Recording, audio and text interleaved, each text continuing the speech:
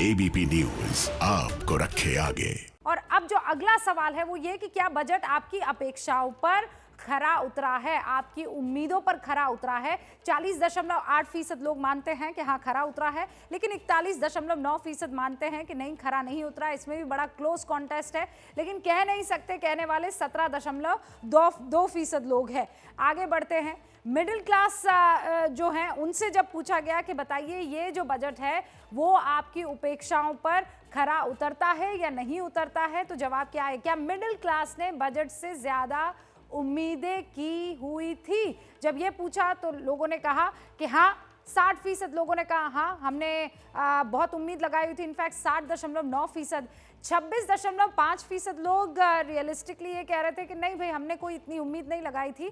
12.6% लोग कह रहे थे कि कह नहीं सकते हैं। फिर टैक्स स्लैब को लेकर जब हमने उनसे सवाल पूछा कि टैक्स स्लैब में किसी तरह का कोई परिवर्तन नहीं है, कोई बदलाव नहीं है, क्या आप इससे खफा हैं, क्या आप इससे मायूस हुए? इनकम टैक्स में बदलाव ना होने से निराशा हुई है? तो 44.2% लोगों ने कहा कि हाँ हमें निराशा हुई है। 40.7% लोगों ने कहा कि हमें निराशा नहीं हुई है। कह नहीं सकते कहने वाले 15.2% लोग थे। ये सवाल जब उनसे पूछा गया तो ये पूछना जरूरी और लाजमी हो जाता है, क्योंकि टैक्स में किसी तरह की कोई बदलाव की बात ना करना वो सर्विस क्लास आदमी के लिए, सर्विस क्लास और नौकरी पेशा लोगों के लिए बहुत महत्वपूर्ण सवाल होता है। और ऐसे में जब ये कहा जाता है कि हाँ निराशा हुई और वो ज़्यादा मात्रा में निराशा है, ज़्यादा परसेंटेज में निराशा है, तो ये सवाल खड़े करता। चुनाव वाले राज्यों के लिए क्या ज़्यादा घोषणाएं हुई हैं? अभी डॉक्टर शांतनु यही सवाल पूछ रहे थे कि आपको ये सवाल पूछना चाहिए था कि चुनावी मैनिफेस्टो तो नहीं है, चुनाव वाले राज्यों के लिए ज्यादा घोषणाएं, तो कहा गया हाँ 46.4% लोगों ने माना कि हाँ चुनावी राज्यों के लिए घोषणाएं साफ तौर पर ज्यादा दिखी हैं। डॉक्टर शांतनु आप इसी के बारे में जानना चाह रहे थे ना, लेकिन 36.4% लोग ऐसे भी है जो ये कह रहे हैं कि नहीं हमें नहीं लगा कि ये राज्यों के लिए चुनावी घोषणा पत्र के समान था।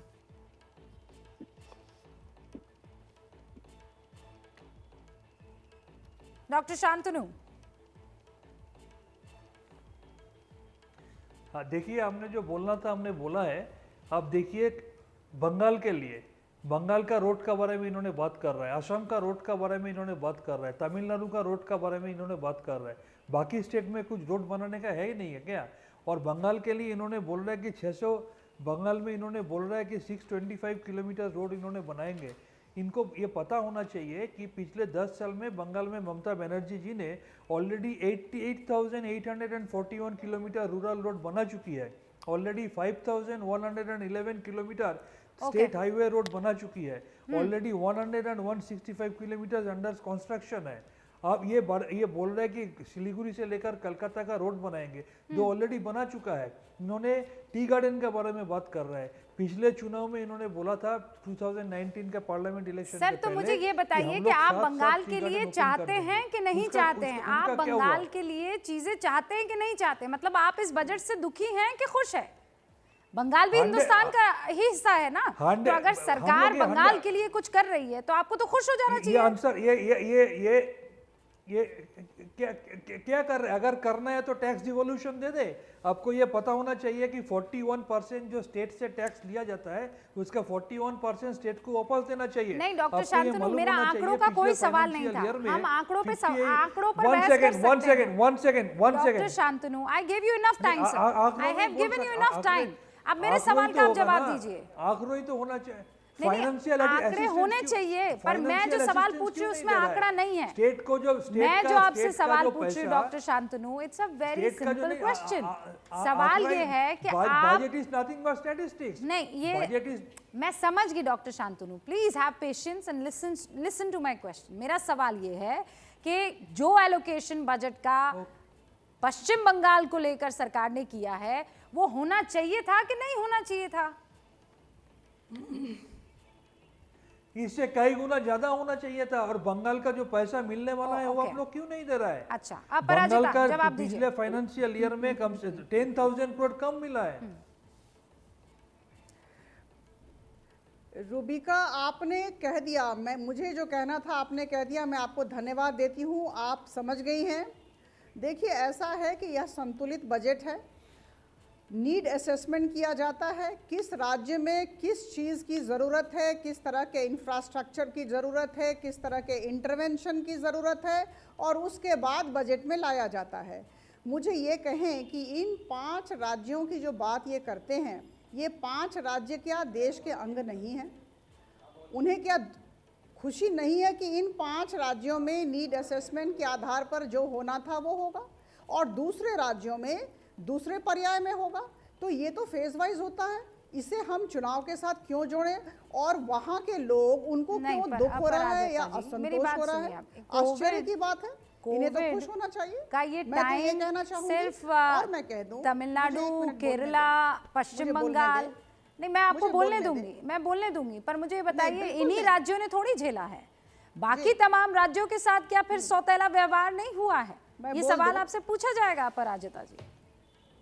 बिल्कुल नहीं, बिल्कुल नहीं। मैं कहूँगी, मैंने कहा, मैंने शुरू किया, आरंभ किया अपने वक्तव्य को यह कहकर कि यह एक संतुलित बजट है।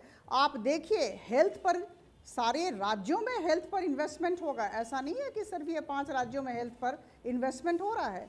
दूसरा, जब हम अवसंरचना की बात कर रहे हैं, इंफ्रास्ट्रक्चर की बात कर रहे हैं, तो ये बहुत जगहों पे हो रहा है। अगर हम 7 टेक्सटाइल पार्क की बात कर रहे हैं, हाँ। जहां पर 1,75,000 यूथ को नौकरी मिलेगी, तो ये तो पूरा फैला हुआ है। हाँ, तो ये कह देना कि पैन इंडिया है भाई, बजट पैन इंडिया है अभय दुबे जी। अगर कुछ आपको ऐसा क्यों लगता है कि चुनावी राज्यों का जिक्र हो रहा है? बिल्कुल नहीं, मैं नाउम्मीद बिल्कुल नहीं। देखिए, मैंने देखा है प्रधानमंत्री जी जिस भी राज्य में गए हैं वहां घोषणाएं की हैं और वो वास्तविकता के धरातल पर आती नहीं। तो ये भी उसी तरह है हूबहू। मैंने तो पहले ही आपको प्रूव किया कि ये व्हाइट पेपर लेकर आए। बिहार के लिए आप तो थी, बिहार में 1 महीना चुनाव आपने कवर किया। जम्मू कश्मीर का पैकेज तो व्हाइट पेपर ला दे, 82,000 करोड़ रुपए का प्रधानमंत्री ने अनाउंस किया था। एक महत्वपूर्ण तथ्य ये मैं बताना चाहता हूँ, जो अभी प्रांजल ने कहा कि ये इसे सिर्फ 1-2 राज्यों का मानते हैं कि कृषि के काले कानून जो हुए 1-2 राज्यों का आंदोलन है। नहीं, रूबिका जी, अभी बिहार के एग्रीकल्चर सेक्रेटरी ने मोदी सरकार को चिट्ठी लिखी। उन्होंने कहा कि जो समर्थन मूल्य आप तय कर रहे हैं धान और मक्का का, वो 2532 रुपए हमारे यहाँ आता है और 2526 रुपए आता है। और उन्होंने स्वीकारा कि जो हमारे यहाँ प्रोक्योरमेंट का एग्रीकल्चर इंफ्रास्ट्रक्चर है वो कोलैप्स हो गया, वो कोलैप्स हो गया। इसके कारण किसान बहुत मुसीबत में है। तो ये पूरे देश की कहानी है। 15,000 रुपए प्रति हेक्टेयर 6 साल में इनपुट कॉस्ट मोदी सरकार ने बढ़ाई। 15 करोड़ हेक्टेयर में खेती होती है। 2,36,000 करोड़ रुपए सालाना किसान की जेब से प्रधानमंत्री जी ने निकाले। प्रांजल आपके सवाल का जवाब देना चाहते हैं और आपने ये कहा कि नहीं, ये सिर्फ 2-3 राज्यों के किसान नहीं हैं। आप कह रहे हैं कि बिहार के किसान भी इस बात को लेकर परेशान हैं। प्रांजल, पूरे देश समर्थन मूल्य सर, बात ये थी कि कितने लोग और कितने राज्यों के किसान इस वक्त जो हैं वो प्रदर्शन कर रहे हैं। प्रांजल ने जो जिक्र किया था वो उस बात का किया था। मैं कह रहा हूँ रेल चलाइए, वो आ नहीं सकते। दिल्ली के आसपास की सीमाओं के किसान ही आ पाएंगे वहाँ। हाँ, प्रांजल, ही हैज अ पॉइंट। देखिए, इसमें कृषि आंदोलन की अगर बात करें तो 2-3 इसमें बात है। अगर आप एमएसपी की गारंटी करते हैं तो पूरे देश के जो ग्राहक हैं उन पर क्या प्रभाव पड़ेगा? पहली बात ये, जो आप इन्फ्लेशन और महंगाई की बात अभी की जा रही थी, तो अगर आप किसी को गारंटी कर दें कि हम आपका सामान खरीदेंगे ही खरीदेंगे, तो उस पर इन्फ्लेशन का क्या होगा? दूसरी बात, अभी जो एमएसपी मिल रहा है वो केवल 23 फसलों पर मिल रहा है। तीसरी बात, और जो एमएसपी मिल रहा है केवल 6% किसानों को मिल रहा है। ये सेंसस के आंकड़े बताते हैं और सेंसस के आंकड़े बीजेपी के दौर के नहीं है। ये सेंसस के आंकड़े पूरे नहीं, यूपीए के सरकार के आंकड़ों के समय ये किए गए थे। इसलिए आपको ये करना चाहिए कि अब किसानों को संगठित करके उनको उसी तरह से आप सुदृढ़ बनाए जिस तरह से आपने दूध के लिए किया है। जैसे मिल्क कोऑपरेटिव्स इतनी अच्छी तरह चल रहे हैं, आप किसान के भी इस तरह के कोऑपरेटिव कर सकते हैं। उनके पास विकल्प होना चाहिए कि केवल मंडी को नहीं किसी और को बेच सकें। आप इसके खिलाफ क्यों आंदोलन कर रहे हैं? किसने कहा है? आप नहीं जानते प्रांजल जी, आप जानते हैं जो 6 के 6 प्रोविजन है वो 25 राज्यों में इम्प्लीमेंटेड है, ये मोदी सरकार ने बताया, और 2003 से ही सारी सरकारें कोशिश कर रही है। आप इस सच्चाई को जानिए, जो आपने 6% कहा वो शांता कुमार कमेटी का शोध था जिसमें ये बात आई थी।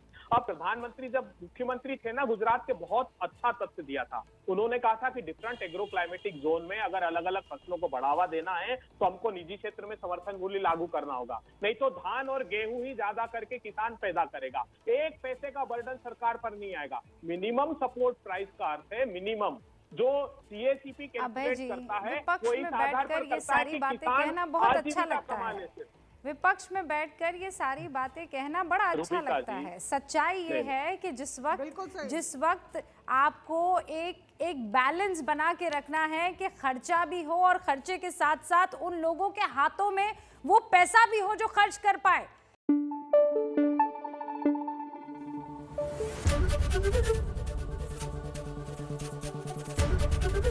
एबीपी न्यूज आपको रखे आगे।